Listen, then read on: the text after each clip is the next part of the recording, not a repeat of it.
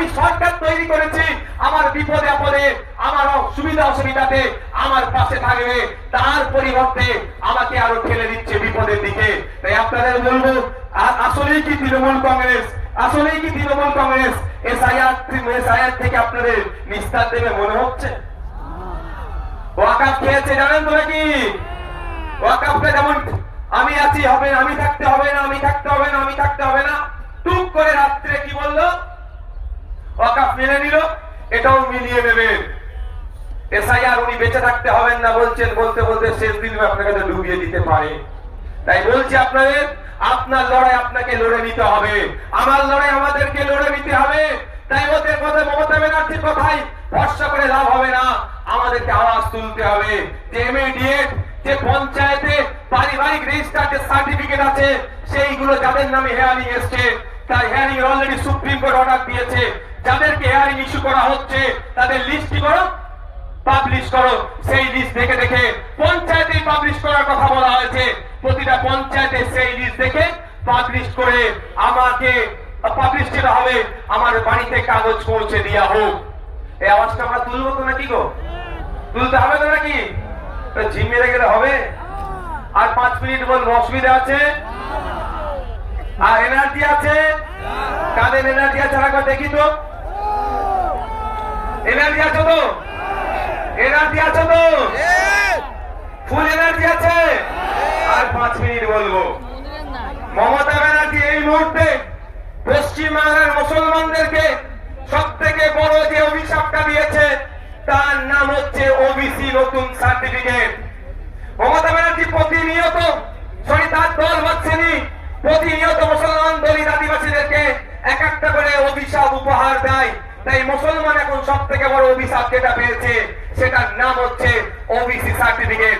এই OBC certificate নামটা আসতে থাকবে, ছিঁড়ে ফেলে দেওয়া, বাড়িতে রেখে দেওয়া আর সার্টিফিকেট রাখা একই হবে। কারণ কলে কৌশলে মুসলমানদের শুধু নাম কাস্তে সার্টিফিকেটটা রাখতে চাইছে। যেভাবে মেসিকে দেখতে আসলো, টিকিট কাটলো, বাড়িতে ঢুকলো, তারপরে কি হলো, স্টেডিয়ামে ঢুকলো, মেসিকে দেখতে পেল না। আপনার হাতে সার্টিফিকেট থাকবে, ফর্ম ফিল আপ করবেন, পরীক্ষায় বসবেন, রিটেনে পাস করবেন, ভাইভাতে গিয়ে ভাইভার পরে যখন লিস্ট বার হবে, আপনি সংরক্ষিত কোটায় আর চাকরি পাবেন না। এই গ্যারাকলটা মমতা ব্যানার্জি সরকার করেছে, তৃণমূলের সরকার করেছে। তাই আপনাদের বলবো, এর বিরুদ্ধে আমাদের লড়াই করতে হবে। আমাদের লড়াই ফেক এসটি সার্টিফিকেটের বিরুদ্ধে। প্রকৃত যিনি দলিত, সে চাকরি পাচ্ছে না। প্রকৃত যিনি আদিবাসী, সে চাকরি পাচ্ছে না। প্রকৃত যে অনগ্রসর শ্রেণীর মুসলমান, সে চাকরি পাচ্ছে না। এর বিরুদ্ধে আমাদের লড়াই।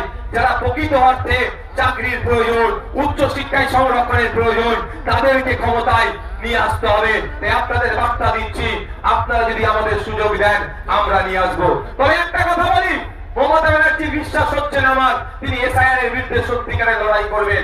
বাসন্তীতে হেয়ারিং এর পরে আপনার রিসিপ্ট দিচ্ছিল না, আমাদের কর্মীরা গিয়ে আন্দোলন করে রিসিপ্ট যখন দেওয়া হলো, তার কিছুক্ষণের মধ্যে পুলিশকে পাঠিয়ে তৃণমূলের নেতা এসে আমাদের কর্মীদের ওখান থেকে সরিয়ে দিল। এটা মানে কি? রিসিপ্ট দেওয়া তো ভালো কথা, তারপরে খবর পেলাম আর রিসিপ্ট দিচ্ছে না। তাহলে এই যে চক্রান্ত বিজেপি করছে, সেই চক্রান্তের সাথে কিন্তু তৃণমূল একই ভাবে যুক্ত আছে। তাই এই চক্রান্তের জবাব আমাদেরকে গণতান্ত্রিক প্রক্রিয়া দিতে হবে। গতকালকে দেখছিলাম সিপিএম এর এক সিনিয়র লিডারের মেরে মুখ ফাটিয়ে দিয়েছে। অভিযোগটা কি? তার অপরাধটা কি? সেই এসআইআর এর নামে যে অহেতুক নাগরিক হয়রানি হচ্ছে, এর বন্ধের জন্য ডেপুটেশন দিতে গিয়েছিল। তাহলে নাগরিক হয়রানি বন্ধের জন্য ডেপুটেশন দিলে যদি অহেতুক পেরেশানি করে, এই তৃণমূল যদি আক্রমণ করে, প্রকৃত অর্থে তৃণমূল কি এর বিরুদ্ধে আছে? আজকের প্রোগ্রাম আমরা এবার একদম শেষের দিকে এসেছি, আমরা শেষ করব। শেষ করতে আগে আপনারা আস্তে আস্তে বিদায় নেন, যেতে যেতে মাইকের আওয়াজ পাবেন।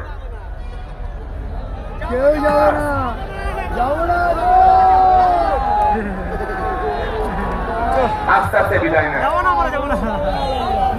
যেতে যেতে আমি 3টে কথা বলবো, আপনারা মাথায় রাখতে